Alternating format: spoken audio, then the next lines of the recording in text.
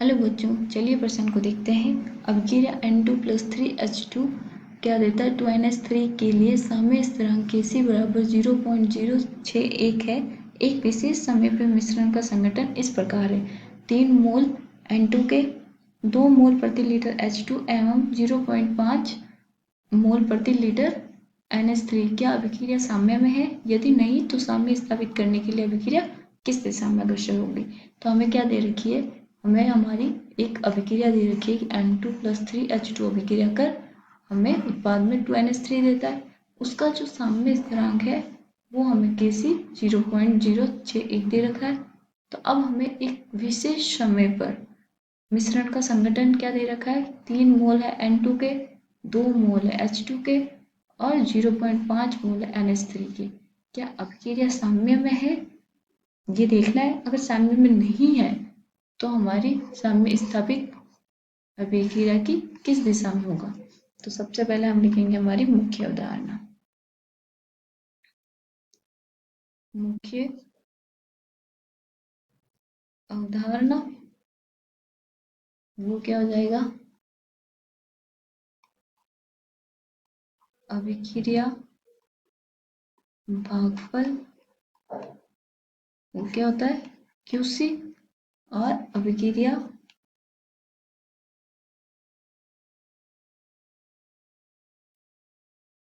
साम्य स्थिरांक वो क्या है हमारा? Kc। तो हमें पता होना चाहिए कि QC किस टाइम लेते हैं और Kc क्या होता है। तो Kc जो होता है हमारा साम्य, जब हमारी अभिक्रिया साम्य अवस्था में होती है तब उत्पाद बटा अभिकारकों का जो अनुपात होता है वो क्या होता है हमारा? Kc। और QC क्या होता है? किसी भी टाइम पे उत्पाद तथा अभिकारकों की सांद्रताओं का अनुपात QC कहलाता है। ठीक है, अब आते हैं हमारे क्वेश्चन पे। तो हमारा क्वेश्चन क्या दिया गया है? हमें अभिक्रिया दे रखी है N2 + 3H2 अभिक्रिया कर 2NH3 देता है। ठीक है, तो इसका मेरे पास Kc का मान क्या है? 0.061 है। ठीक है, अब मेरे को एक विशेष टाइम पे, तो मैं लिख दूंगी विशेष समय पर सांद्रता। तो वो कितनी दे रखी है इसकी? N2 की 3 मोल, H2 का 2 मोल और NH का 0.5 मोल। अब मुझे क्या निकालना है? अभिक्रिया क्या अभिक्रिया साम्य में है? तो हमें पहले पता करने के लिए किसी भी विशेष समय पर हम क्या लेते हैं? QC।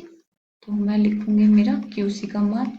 QC क्या होता है? उत्पाद की सांद्रता, उसका स्टोइकियोमेट्रिक गुणांक घात में, और अभिकारक की सांद्रता और उसकी घात स्टोइकियोमेट्रिक गुणांक, ये आ जाएगा। तो अगर हम इस अभिक्रिया के अनुसार, इसके अनुसार अभिक्रिया में लिखें तो क्या आएगा? NH3 की सांद्रता की घात 2 बटा N2 की सांद्रता गुणा H2 की सांद्रता की घात 3। ठीक है, अब हमें ये सांद्रता दे रखी है तो इसका मान रखेंगे। अब मान रखने पे क्या आ जाएगा? 0.5 की घात 2 3 गुणा 2 की घात 3। इसको हल करने पे जो हमारा QC आएगा वो आ जाएगा 0.0104। ठीक है, तो हमारा QC क्या आया? 0.0104। और QC हमारा क्वेश्चन में दे रखा है हमें। देखिए QC हमें हमारे क्वेश्चन में दे रखा है, तो वो क्या है? KC दे रखा है, वो क्या है हमारे पास? 0.061। तो अब हमारा KC क्या है? QC कम है किससे? KC से। तो इसका मतलब क्या है कि हमारी जो अभिक्रिया है वो किस और दिशा और आकर्षित होगी? जो अभिक्रिया हो हमारी अग्र दिशा की ओर और अग्रसित होगी।